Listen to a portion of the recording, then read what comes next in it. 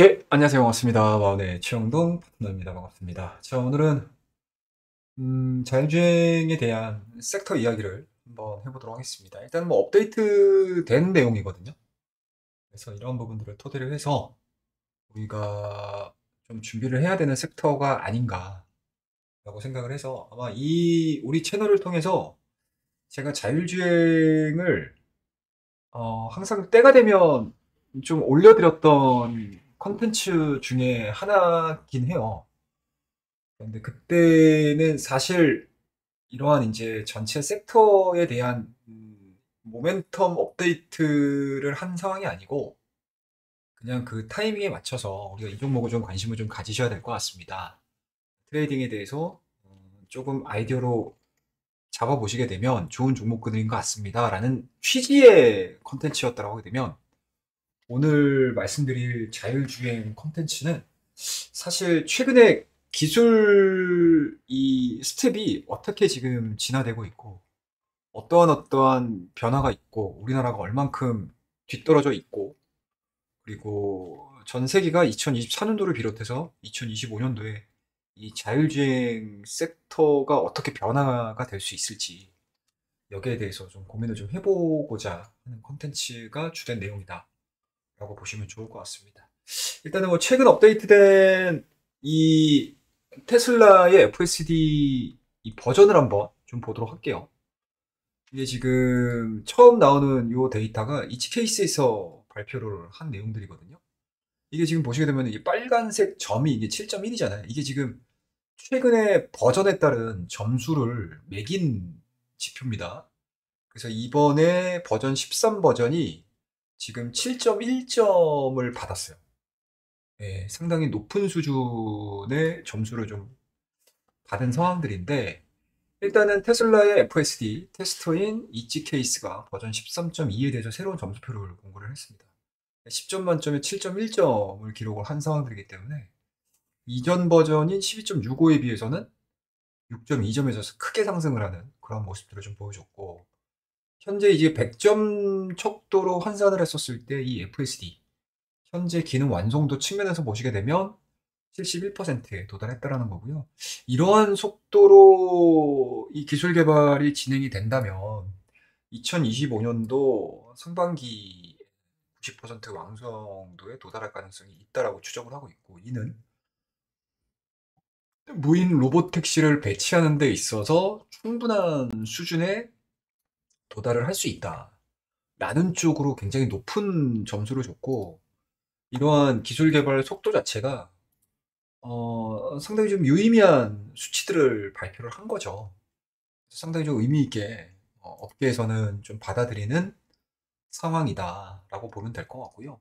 앞서 보여드렸듯이 이제 13 버전이 이게 지금 이게 감독판이거든요. 보이시죠? 스타트 FSD 슈퍼바이즈. 그러니까 쉽게 얘기해서 이제 일반 소비자들은 굳이 베타 테스트를 하지 않기 위해서는 저거를 굳이 뭐 이렇게 업데이트를 하실 필요는 없다라고 얘기를 하더라고요. 그래서 이런 화면이 잡히면서 이제 버전 13이 일단은 대중에게는 좀 알려지는 모습들이고, 이 버전 13이 구현되는 뭐 이러한 이제 영상들이, 자료들이 지금 다양한 인터넷 방송이라든지 다양한 이 커뮤니티에서 돌아다니는 그러한 상황입니다. 그래서 FSD 버전 13의 자동 후진 주차, 뭐 이런 이제 향후 로보택시에 적용될 수 있는 이런 스토리들이죠. 그리고 로보택시의 무선 충전. 그래서 아마 최근에 무선 충전과 관련된 종목군들이 좀 반짝반짝 움직였던 종목군들이 있어요. 뭐 대표적으로 뭐 BH 이런 종목군들이겠죠. 그래서 이런 이제 로보택시에 구현될 수 있는 무선 충전이라든지 이런 것들이 잘 진행이 된다고 하게 되면 자율주행이 기존에는 약간은 좀 먼 느낌이었다라고 하게 되면 최근 들어서는 굉장히 좀 가깝게 우리가 시각적으로 좀 받아들일 수 있지 않겠느냐라고 보시면 되고, 실생활에 생각보다 되게 빨리 들어올 수 있다라는 기대감들이 좀 있습니다. 자, 그렇다고 하게 되면 이 자율주행 버전 13의 주된 뭔가 이제 개선점들을 좀 보셔야 될 것 같은데, 여기서 뭐 중요한 거는 사실 이게 기술적인 부분들이 좀 있어서 뭐 이런 것까지 뭐 아실 필요까지는 없을 것 같기는 해요. 그냥 한 번씩 한번 좀 읽어보시면 될 것 같고, 뭐 제 눈에 가장 좀 눈에 들어왔던 것들은 바로 이런 항목들이에요. 자연스러운 주행, 정지와 출발 과정이 굉장히 자연스럽다. 전반적인 주행 경로가 더 부드러워졌다라는 이 주행 질감에 대한 부분들이 좀 평가가 되게 좋은 것 같습니다. 그러니까 이게 뭐 사람에 따라 좀 다르긴 한데 저는 개인적으로는 차를 되게 조심조심 운전하는 편이거든요. 그래서 항상 동승자가 있으면 되게 편안하게 같이 이제 드라이브를 하는 편에 속합니다. 그리고 이제 뭐 로봇 택시로 이제 상용화를 거쳐야 된다고 하게 되면 좀 과격하고 스포츠하게 뭐 이렇게 운전을 하는 것보다 이렇게 좀 안전하게 안락하게 운전을 하는 게 훨씬 더 중요하게 뭐 잡히겠죠. 예. 그리고 또 하나 좀 눈에 들어왔던 부분들이 속도 제한. 도로 경사에 따라 속도를 미세하게 조정한다는 거. 제한 속도에 맞춘 사람 같은 주행. 이게 되게 중요한 것 같습니다.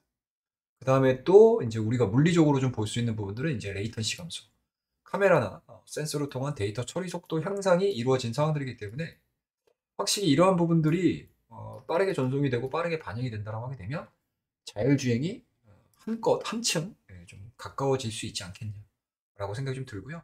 그 다음에 이제 플릿 네트워크.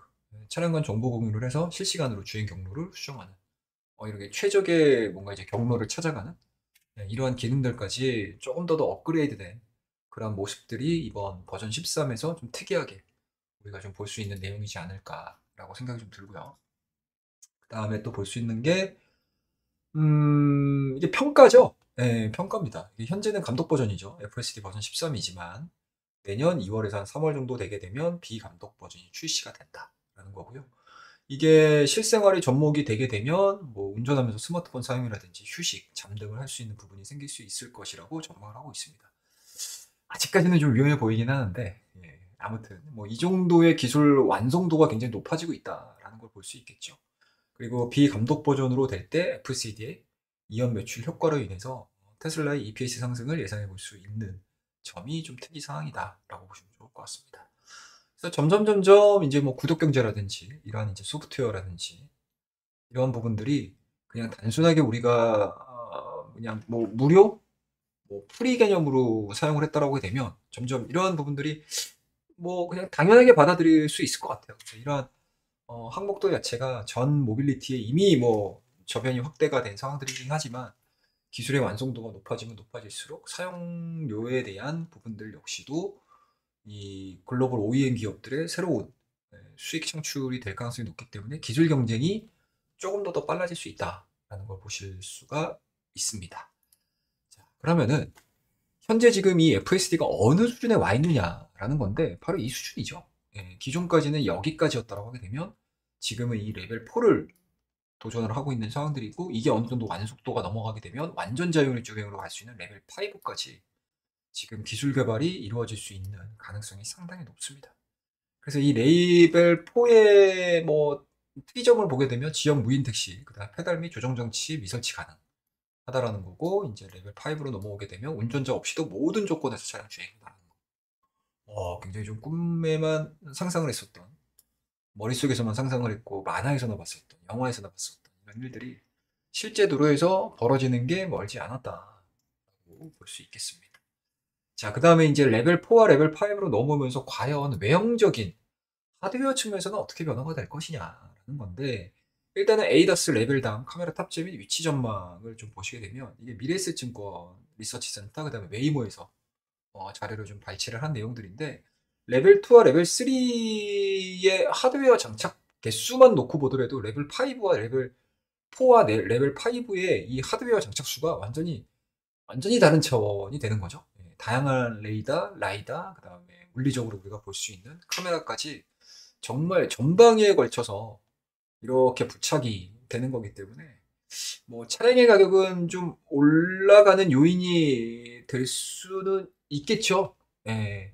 그리고 이렇게 하드웨어 개수가 많아지면 많아질수록 이 하드웨어를 공급을 하는 부품사들이 또 새롭게 부각이 될 수 있는 가능성이 높기 때문에 우리나라 자율주행은 사실은 이 기술에 대해서 뭔가 포커스가 맞춰진다는 개념보다는 이러한 레벨 4와 레벨 5로 넘어가면서 하드웨어에 대한 장착수에 조금 더 수혜를 받는 입장이기 때문에 사실은 좀 안타까운 부분들도 좀 있어요. 그리고 우리나라 뭐 자율주행으로 거론되는 종목군들도 보시게 되면 뭐 일부 종목군들 제외시키고 나서는 거의 뭐 반도체, 뭐 칩 쪽이라든지 반도체라든지 요런 이제 카메라 모듈이라든지 뭐 라이다라든지 레이더라든지 이런 기업에 좀 포커스가 맞춰져 있어서 실상 좀 기술력을 선도하는 쪽으로는 조금 아쉽죠. 예, 하지만 이렇게 시장이 확대가 될 때 수혜를 받는 거는 확실히 부품주들도 동반해서 수혜를 받을 수 있다는 걸 말씀드릴 수가 있을 것 같고, 자, 그 다음에 이제 테슬라 FSD 원샷 구동입니다. 원샷. 그 다음에 도심 자율주행이 가능하고, 뭐 레벨 3까지의 가격을 보시게 되면 뭐 그렇게까지 부담스럽지는 않기는 한데, 그죠? 월별로 따지게 되면 그렇게까지 부담스럽지 않은 상황이긴 한데, 아마 레벨 4와 레벨 5로 넘어갔었을 때의 구독료는 현재보다는 좀 올라갈 수 있겠죠. 예, 그러면 자연스럽게 각각의 이러한 이제 글로벌 OEM 기업들, 모빌리티 OEM 기업들한테는 새로운 수익원으로서 작용될 가능성이 높다라는 걸 볼 수가 있고요. 뭐 이러한 모습들이 이러한 이제 이 구독형 경제 자체가 뭐 우리가 흔히 알고 있는 뭐 OTT라든지 이런 데를 넘어서서 이러한 이제 기능적인 측면에도 확대가 되고 있다라는 거를 뭐 시대의 변화가 아닐까라고 생각을 하고 있습니다. 자, 그 다음에 좀 볼 수 있는 부분들은 이제 카메라, 레이더, 라이다, 센서 되게 어려우시죠? 근데 어렵게 보지 마세요. 어렵게 볼 만한 내용들 아닙니다. 네, 이 장점과 단점만 알게 되면 이게 그냥 단순하게 카메라만 할 거야, 뭐 레이더만 할 거야, 라이다만 할 거야, 뭐 이건 아닐 것 같아요. 저는 앞으로 레벨 4나 레벨 5가 점점 보편화된 기술이 되게 되면 앞서서도 보여드렸다시피 이렇게 혼용이 될 가능성이 높지 않을까라고 생각을 하고 있습니다. 그래서 카메라는 장점이 있어요, 여러분들. 네, 비교적 먼 거리를 볼 수 있다. 그리고 기타 센서에 비해서 가격이 굉장히 저렴합니다. 그다음에 단점은 이 기상학화에 굉장히 취약해요. 그러니까 아무래도 이제 광학 렌즈를 통해서 보는 거기 때문에 식별하는 거잖아요. 그러니까 사람의 눈하고 같다라고 보시면 될 것 같아요. 그러면은 자연스럽게 뭔가 외부 물질이라든지 그냥 눈에 보이는 시각적으로 보이는 거에 뭔가 이제 인식을 하는 부분들이 좀 있기 때문에 뭐 야간 주행이라든지 그리고 갑작스러운 뭔가 이런 것들에 대해서 좀 반응 속도가 좀 느릴 가능성이 높겠죠. 하지만 레이더나 라이더 같은 경우는 유효 감지 거리가 라이더보다 한 2배 이상인 200m 정도. 라이더는 실시간으로 주변 환경에 대한 3D 데이터를 수집을 하고. 그러니까 각각의 단점들이 있습니다. 장점과 단점들이 있는데 단순하게 카메라는 좀 저렴하고요. 레이더, 라이더는 좀 비싸다라고 보시면 좋을 것 같습니다. 그리고 초음파 센서 같은 경우는 가격이 저렴하다라는 거. 고속 상황에서는 좀 측정이 어렵다라는 이런 단점들을 가지고 있고, 적외선 센서 같은 경우는 뭐 우리 영화에서 보면 이런 이제 스코프 이런 것도 보면은 적외선 뭐 안경들 쓰고 하지 않습니까? 그래서 어두운 곳이라든지 안개 영향을 받지 않는다는 거. 하지만 적외선 B2가 물체의 유리 등 존재를 하게 되면 굉장히 높은 가격을 받고 있다. 그래서 각각의 이런 센서류라든지 카메라라든지 이런 것들에 대한 장점과 단점들만 좀 파악을 하게 되면 기술이 어느 쪽으로 뭔가 이제 비중을 좀 실어가는지에 따라서 관련 종목군들을 좀 찾을 수 있지 않겠냐라고 생각을 하고 있고요. 그런 부분들에서 과연 이러한 기술력들을 가지고 해당되는 국가들은 어떻게 변화되는지를 보셔야 돼요. 그러니까 대표되는 자율주행 관련된 기업을 뽑자면은 일단은 첫 번째로는 테슬라 FSD, 그리고 이미 자율주행 택시를 운영을 하고 있는 웨이모, 그죠? 네. 이 웨이모하고 지금 보시게 되면 2026년도 마이애미에서 자율주행 택시 운영하겠다라고 얘기를 했고요. 그 다음에 최근에 2024년도 10월 28일 날 자율주행 자회사 웨이모가 7조 7천억 원의 펀딩을 완료를 했습니다. 그러니까 그만큼 이 기술에 대해서 상당히 외부에서 보기에도 상당히 매력적으로 느끼는 거고, 생각보다 기술 개발이 상당히 좀 빨라지고 있고, 그에 따른 법제화라든지 이런 부분들이 차곡차곡 지금 진행이 되고 있다. 스텝 바이 스텝으로 보시면 좋을 것 같습니다. 자, 그 다음에 가장 중요한 게 이제 데이터고, 그 데이터를 쌓아나가는 누적거리거든요. 근데 2020년도까지 웨이모가 누적 운행거리가 약 3만 킬로미터입니다. 근데 이 늦게 시작한 바이두가 2021년도에 약 1억 킬로미터입니다. 그래서 올해 6월달, 7월달에 테슬라가 FSD의 테스트 버전을 중국에서 승인을 받은 거잖아요. 네, 참 놀라웠어요. 네, 그때 저는 개인적으로는 중국이 미국을 대표하는 기업의 테스트를 우리나라에서 할 수 있게끔 해준다고? 우리나라란다. 또 이거 오해하실란다. 또 중국에서 바로 뭔가 이제 승인을 해준다고? 굉장히 좀 놀라웠었는데 뭐 이러한 이제 결과물들이 좀 나오네요. 과연 이런 것들이 이제 협력이 될지 아니면은 뭔가 서로의 뭔가 이제 이득을 보기 위한 선택이었는지 뭐 그거는 좀 지켜봐야 되겠죠. 근데 이제 순위표를 좀 보시게 되면 야 우리도 이거 가만히 있으면 안 되겠다라는 걸 아마 한눈에 알아보실 거예요. 자, 자율주행 기술 치고 올라오는 중국 기업이라는 기사인데 이게 가이드하우스 인사이트에서 나왔던 자료입니다.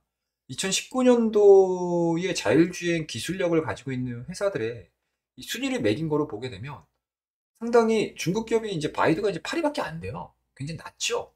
그 위로 보시게 되면 이제 전통적인 자동차 기업들, 그다음에 일본, 그다음에 이제 미국 기업들까지 이제 순위권에 있었다라고 하게 되면 2023년도 들어서서는 이 10위권 안에 있는 기업 중에 두 개가 뭡니까 여러분들? 네, 중국 기업입니다. 8위에 위라이가 들어와 있고요. 8위였던 바이두는 3위까지 올라가요. 이러한 이제 기술력의 발전을 보여주고 있는 상황이 현재 지금 자율주행에서 벌어지고 있다라고 볼 수 있습니다. 우리나라가 상당히 좀 어지럽게 뭔가 이제 산업의 재편을 하지 못하고 뭐 성장 동력을 좀 잃어나가는 듯한 상황 속에서 중국 같은 경우는 엄청난 자금력 그리고 엄청난 정부 지원을 통해서 상당히 이제 첨단 산업에 많은 힘을 좀 기울이고 있다라는 게 이러한 자료들에서 나타나는 게 아닌가라고 생각이 좀 듭니다.